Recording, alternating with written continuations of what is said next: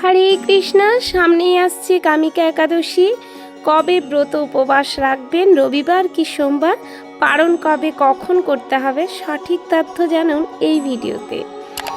একাদশী তিথি শুরু হবে 8ই আগস্ট শনিবার দিন 11:12 হইতে 9ই আগস্ট রবিবার দিন 8:45 পর্যন্ত একাদশী তিথি থাকবে।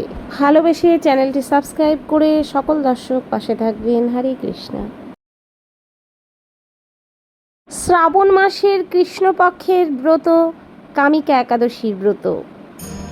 কামিকা একাদশী ব্রত 2026 সালে পালন করতে হবে 9ই আগস্ট রবিবার। ভারত ও বাংলাদেশের জন্য একই সময়।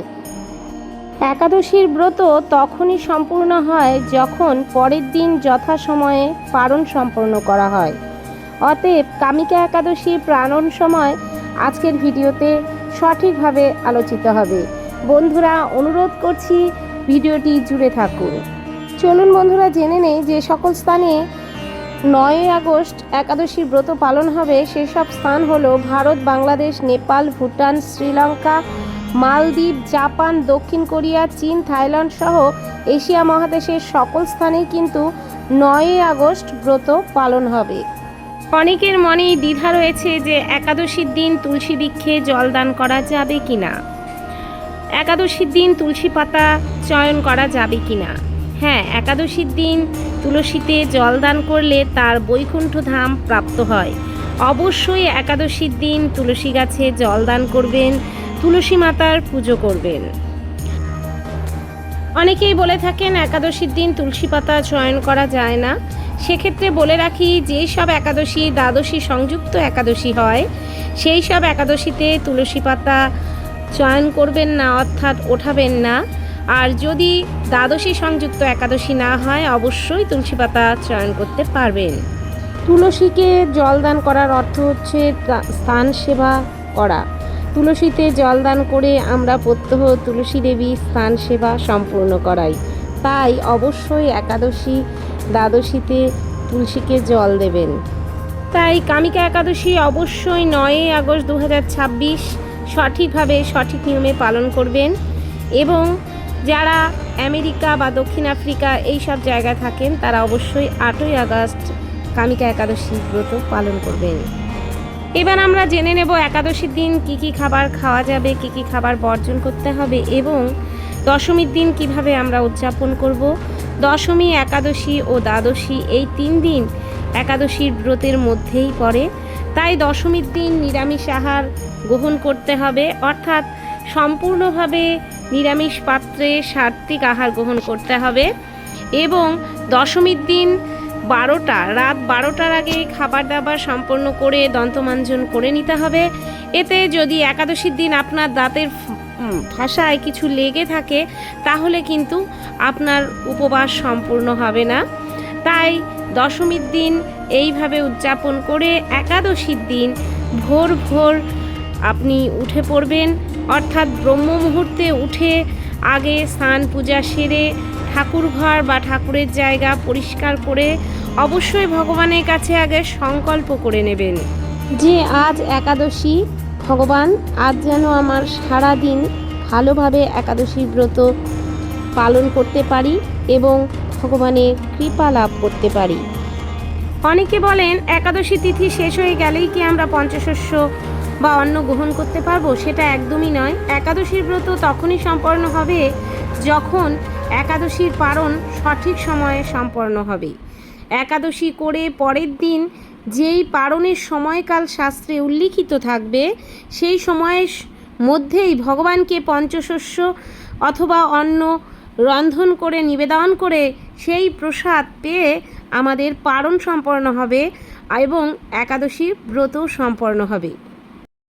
একাদশীর ব্রততে আপনি ফলাহার গ্রহণ করতে পারেন। সবচেয়ে উত্তম হয় নির্জলা একাদশী করলে। যদি সম্ভব না হয় ফলাহার গ্রহণ করতে পারেন।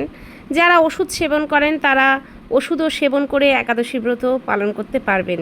তবে পঞ্চশস্য বর্জন হবে। পঞ্চশস্য দিয়ে কোনো খাবার খাওয়া যাবে না। আপনারা সবজি রন্ধন করতে পারেন।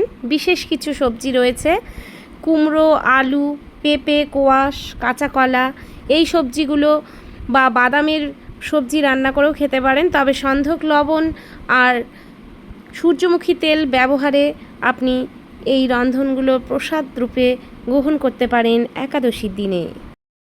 অনেকের মনে প্রশ্ন ওঠে যে একাদশীর দিন দই মিষ্টি খাওয়া যাবে কি না। দেখুন, দোকানে যেই মিষ্টান্নগুলো তৈরি হয় তার মধ্যে ময়দা দেওয়া থাকে বা বিস্কুটের গুঁড়ো এগুলো দেওয়া থাকে। সেক্ষেত্রে আপনি যদি বাড়িতে তৈরি করে খেতে পারেন অবশ্যই গ্রহণ করতে পারবেন।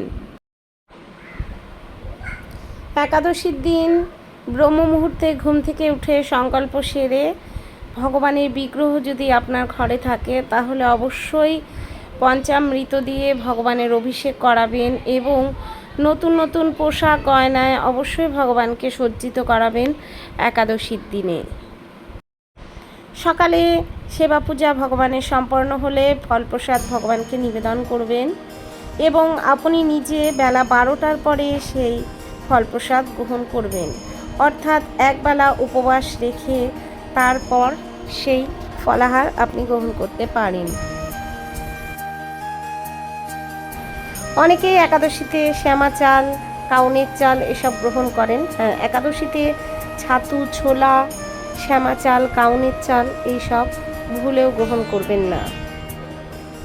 অনেকে একাদশীতে ডালিয়ার খিচুড়িও রান্না করে খান, কিন্তু ডালিয়া গমের অবিচ্ছেদ্য অংশ, গম থেকেই তৈরি হয়, তাই পঞ্চশস্য বর্জিত হলে ডালিয়া, শ্যামা চাল এগুলো না খাওয়াই ভালো। একাদশীতে আপনারা সাবুর তৈরি পাঁপড়, সাবুর লুচি, সাবু দিয়ে পায়েস, সাবুর খিচুড়ি এসব খেতে পারেন। খাবার দাবারের পাশাপাশি এই কথাগুলো খুব জরুরি যে একাদশী করে অবশ্যই একাদশীর ব্রত মাহাত্ম্য শ্রবণ করবেন এবং অন্যদেরও এই ব্রত মাহাত্ম্য শ্রবণ করাতে সাহায্য করবেন। একাদশী করে একাদশীর ব্রত মাহাত্ম্য শ্রবণ না করলে সে একাদশী বৃথা হয়ে যায়। অবশ্যই চেষ্টা করবেন একাদশীতে রাত্রি জাগরণ করা। একাদশীতে রাত্রি জাগরণ করলে সেই একাদশীর পূর্ণ ফল লাভ করা যায়। আপনারা একাদশীতে রাত্রে ঘুমিয়েও একাদশীর পূর্ণ ফল পাবেন, কিন্তু রাত্রি জাগরণ করলে সেক্ষেত্রে একাদশীর সম্পূর্ণ ফললাভ পাওয়া যায়। একাদশীর দিন বেশি করে হরিনাম, নাম সংকীর্তন, জপমালা, গীতাপাঠ এবারে আলোচনা করব কামিকা একাদশী পালনের সময়। কামিকা একাদশী পালনের যথাযথ সময় 10ই আগস্ট ভোর 5টা 31 থেকে সকাল 8টা 32-এর মধ্যে আপনারা পালন সম্পন্ন করে নেবেন। একাদশীর ব্রত তখনই সম্পন্ন হবে যখন যথাযথভাবে পরের দিন পালন সম্পন্ন হবে। একাদশীর পরের দিন অর্থাৎ দ্বাদশীর দিন সকাল সকাল পালন সম্পন্ন করে নেবেন। পালনে আপনারা ভগবানকে পঞ্চব্যঞ্জন রন্ধন করে দিতে পারেন।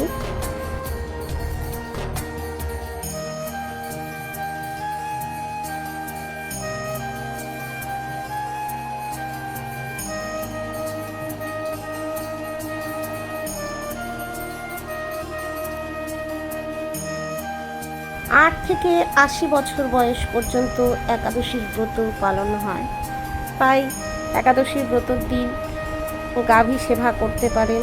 যে কোনো জীবজন্তু, পশু পাখি সবাইকে অন্ন খাবার জোগাড় দিতে পারেন।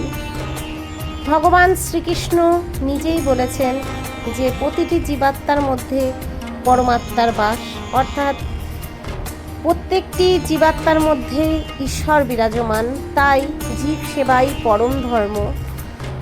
ভগবানের সেবা পূজার সাথে সাথে প্রত্যেকটি জীবকে সেবা করা আমাদের মানব জাতির প্রধান কর্তব্য এবং আপনার অনুগ্রহে তিনি পুত্র সন্তান লাভ করতে পারেন। লোমশ মুনি বললেন, শ্রাবণ মাসে শুক্লপক্ষের বৃত্রারোপণী একাদশীর ব্রত অভীষ্ট ফল লাভ করে। আপনারা যথারীতি বিধি অনুসারে তা সকলে মিলে পালন করুন। লোমশ মুনির কথা শুনে প্রজারা আনন্দের সহিত গৃহে প্রত্যাবর্তন করে রাজাকে সমস্ত কথা জানান এবং তারা সকলে মিলে মুনির নির্দেশ অনুসারে এই রোপণা একাদশীর ব্রত পালন করলেন। তাদের সকলের পূর্ণ ফল রাজাকে প্রদান করলেন। সেই পূর্ণ প্রভাবে রাজমহিষী গর্ভবতী হলেন।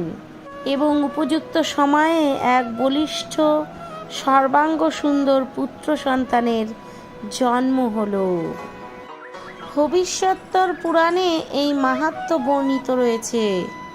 এই ব্রত মাহাত্ম্য যিনি ভক্তি ভরে শ্রবণ করেন তিনি সকল পাপ থেকে মুক্ত হবেন। শির ব্রত যিনি শ্রবণ করবেন কিংবা পাঠ করবেন তিনি কখনো পুত্র সুখ থেকে বঞ্চিত হবেন না।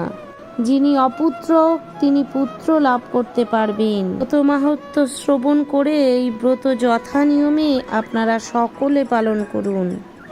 পঞ্চশস্য বর্জন করে এই একাদশীর ব্রত নিয়ম পালন করুন। একাদশীর ব্রত এই কলিযুগে শ্রেষ্ঠ ব্রত। আগের দিন সংকল্প করুন, দৃঢ়তার সাথে মনকে স্থির করুন, ভগবানের কাছে প্রার্থনা করুন, হে ভগবান, হে গোবিন্দ, আমাকে কৃপা করুন, কৃপা করে আমাকে শক্তি প্রদান করুন, যাতে আগামীকাল একাদশীর ব্রত আমি কঠোর সংযম ও ভক্তির সহকারে করতে পারি। যারা নির্জলা উপবাস করতে পারবেন না তারা ফলমূল খেয়েও উপবাস করতে পারেন। যারা অসুস্থ, যারা ওষুধ খান তারা ওষুধ খেয়েও কিন্তু একাদশীর নিয়ম পালন করতে পারেন। কে অর্পণ করে নিজেরা গ্রহণ করে আপনার উপবাস ভঙ্গ করবেন। উপবাসের দিন বেশি বেশি করে ভগবানের নাম করবেন, ভাগবত পাঠ করবেন, গীতা পড়বেন। এইভাবেই আপনারা একাদশীর দিনটি অতিবাহিত করবেন। প্রকৃত বিনোদন, প্রকৃত আনন্দ আসবে ভগবানের লীলা শ্রবণ করলে। তাই এই আনন্দ থেকে নিজেকে কখনো বঞ্চিত করবেন না।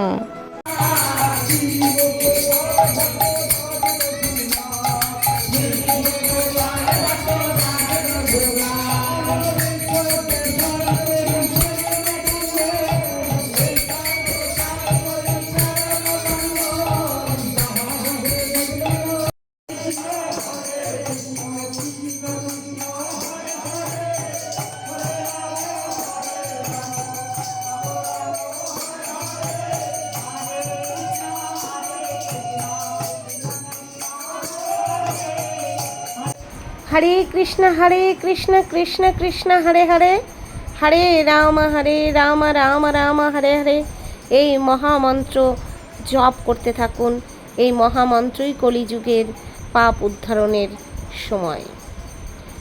বন্ধুরা, এর পরের ভিডিওতে কামিকা একাদশীর ব্রত মাহাত্ম্য অবশ্যই বর্ণনা করব।